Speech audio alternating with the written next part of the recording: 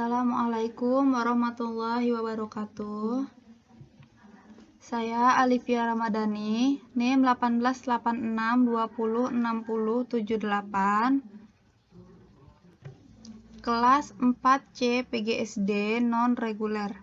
Di sini saya akan menjelaskan tentang metamorfosis kupu-kupu. Dari metamorfosis kupu-kupu ini ada beberapa fase yang harus kita tahu atau yang harus dilalui untuk menjadi kupu-kupu, yaitu yang pertama ada fase telur. Di daun mungkin Anda pernah melihat telur kupu-kupu. Biasanya bentuknya bulat kecil-kecil berwarna putih. Kupu-kupu tidak bertelur di tempat sembarangan. Mereka memilih di daun yang mereka sukai. Setiap kupu-kupu memiliki daun kesukaannya masing-masing.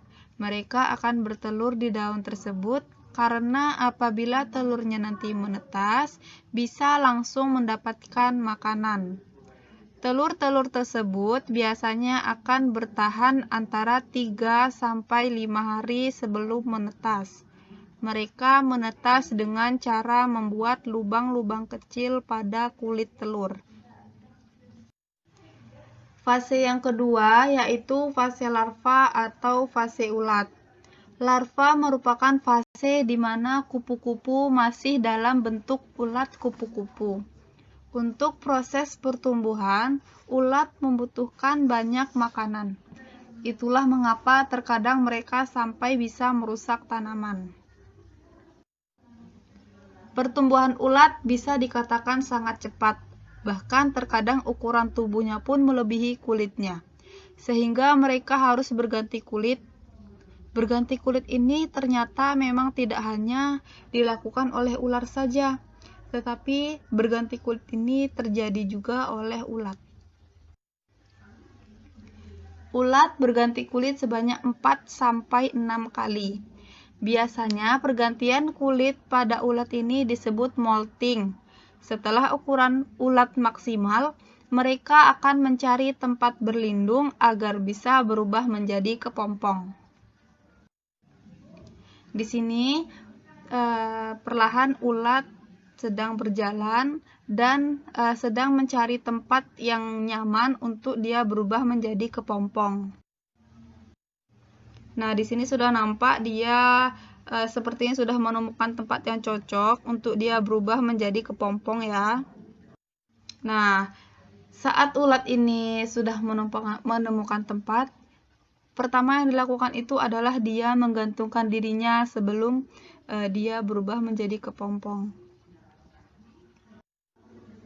Di sini juga kita sudah lihat perlahan ulat tadi sudah mulai berubah. Sudah mulai nampak kepompongnya ini.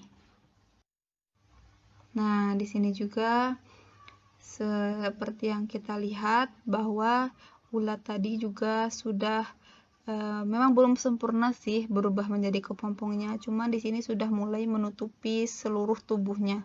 Hanya ada beberapa sedikit yang belum tertutup kepompong. Nah, di sini terjadilah fase kepompong atau fase pupa. Kepompong atau pupa bisa kita jumpai di daun dengan posisi menggantung, tempat mereka ditelurkan pertama kali. Nah, kira-kira berapa lama sih mereka ini menjadi kepompong? Sebagian besar calon kupu-kupu harus melalui beberapa minggu, bulan, bahkan bisa juga sampai 2 tahunan. Ini adalah hitungan terlamanya. Perbedaan tersebut dipengaruhi oleh beberapa faktor. Salah satunya adalah suhu udara yang ekstrim atau mundurnya waktu peralihan musim. Misalnya saja, kupu-kupu yang berada di negara beriklim panas dan hujan lebih cepat bermetamorfosis karena cuaca panas membantu mereka dalam masa mencapai fase keempat. Pada masa istirahat itu, kulit bagian luar pupa akan mengeras dan menjadi agak tebal. Makin tebal, lalu mencapai puncaknya sampai tahap imago telah siap. Sementara di dalamnya terjadi proses yang sangat luar biasa. Sel-sel yang ada pada ulat nantinya akan tumbuh, berkembang, dan perlahan membentuk bagian seperti mata, kaki, sayap, dan organ lainnya. Sementara sisa sel yang ada akan menjadi makanan bagi sel baru, sehingga tanda-tanda keberadaan ulat pun benar-benar telah tiada. Yang ada hanyalah kupu-kupu. Nah, di sini adalah terjadi fase kupu-kupu atau imago. Ketika calon kupu-kupu ini sudah bersiap hendak keluar dari cangkangnya, mereka akan membalikkan posisi saat menggantung di daun. Ketika posisinya berpindah ke bawah, maka secara otomatis gravitasi akan menarik sayapnya lebih kuat, yang mana membantunya lebih seimbang saat masa awal mengepakkan sayapnya. Mengapa? Karena kondisi kupu-kupu yang baru pertama kali keluar tidak langsung cantik, tetapi masih sedikit berantakan, seperti tampilan sayap yang agak menekuk, menempel satu sama lain, agak lembab, dan masih ada sisa-sisa pecahan cangkangnya. Di sini kita juga sudah melihat kupu-kupu perlahan mulai keluar dari cangkangnya. Pertama kalinya kupu-kupu akan merangkak ke atas dahan agar tubuhnya mengering dan sayapnya bisa berfungsi dengan normal. Untuk menunjang pertumbuhannya, kupu-kupu dewasa akan mencari bunga untuk merayap sari atau nektar bunga pada siang hari. Kupu-kupu sudah mulai terbang dengan sempurna.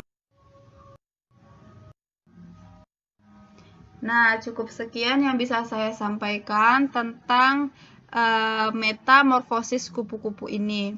Semoga yang mendengar dan yang melihatnya dapat memahami dan video ini bisa bermanfaat.